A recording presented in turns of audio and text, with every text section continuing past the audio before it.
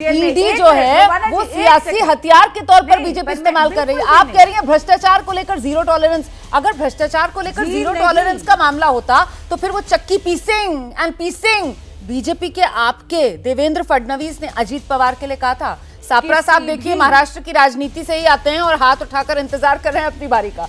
आप शुभेंदु अधिकारी पर नहीं बोलती हैं, आप हेमंत बिस्व शर्मा पर नहीं बोलती हैं, अजीत पवार पर नहीं बोलती हैं। जल्दी से जवाब दीजिए, फिर मैं सापरा साहब के पास। एक मिनट रोमाना जी, मुझे जवाब देने दीजिए। हाँ, आप मुझे शुभेंदु अधिकारी जी की बात करते हैं। आप जानते हैं कि जब से वो भाजपा के नेता प्रतिपक्ष बन गए हैं, टीएमसी ने 30 एफआईआर उनके खिलाफ लगा दी हैं। और कैसी एफआईआर? अरे शर्मनाक। ऐसी बात है कि उन्होंने 2000 रुपए चुरा लिए, राह चलते किसी से गोल्ड चेन स्टैच कर ली। केवल और केवल कलकत्ता हाईकोर्ट के स्टे ऑर्डर के कारण शुभेंदु अधिकारी बाहर हैं। ये होता है राजनीतिकरण, पुलिस की इन्वेस्टिगेटिंग एजेंसीज का दुरुपयोग, विपक्ष का दमन करने का। अगर ये आप बात कर रहे हैं तो टीएमसी के नेताओं को देखिए। शुभेंदु अधिकारी के केसेस में खुद लड़ रही हूं, मैं जानती हूं कि वो नेता प्रतिपक्ष बनने के बाद कितनी यातनाएं झेल रहे हैं। रही बात जितने भी आप कह रहे हैं कि राजनीतिकरण ईडी का कर रहे हैं और दुरुपयोग कर रहे हैं, ये मेरे शब्द नहीं है, ये दिल्ली हाईकोर्ट की फाइंडिंग है जो कह रही है कि किसी प्रकार की एविडेंस नहीं है। ईडी और सीबीआई एक इंडिपेंडेंट जांच एजेंसी है और ये जो बार बार समन आ रहे हैं ना केजरीवाल जी को, ये भाजपा नहीं भेज रही, ये उनके खुद के कुकर्म है।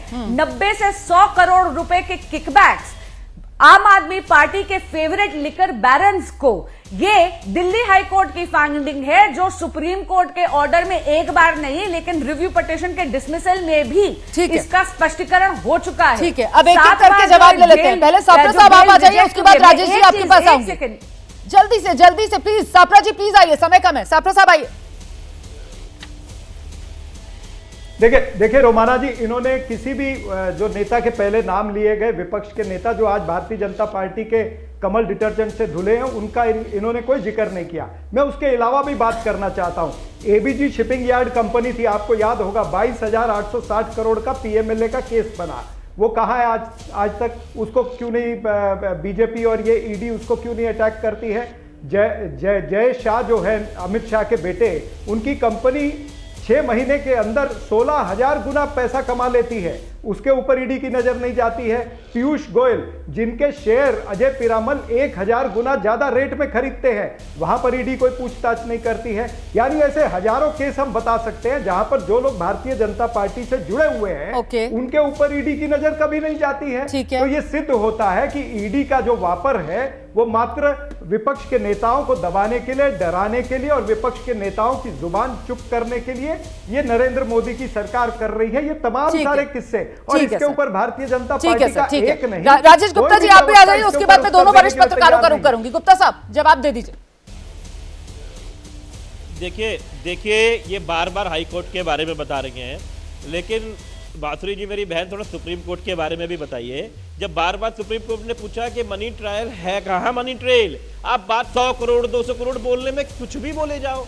आपने 2 पैसे कहीं पे दिखाए? मनीष सिसोदिया जी के गांव में गए, घर में गए, दफ्तर में गए, लॉकर में गए, रिश्तेदार पे गए, संजय सिंह जी के हर जगह आप जा चुके, आपको 2 पैसे कहीं दिखाई दिए? अब बोले कुछ भी चले जाओ।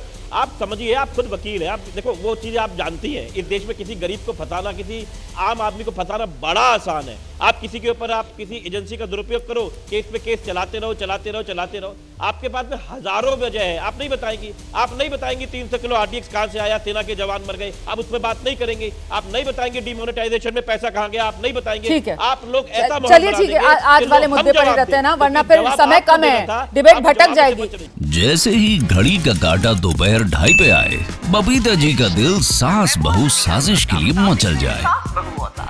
और ये है इनकी बहू, पूरे दिन ऑफिस की टेंशन हो जाए गॉन जब ये करें अपना फेवरेट शो फ्री टाइम पे ऑन।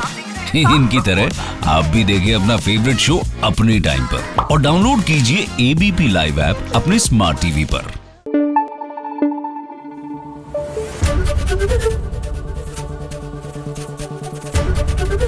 एबीपी न्यूज आपको रखे आगे।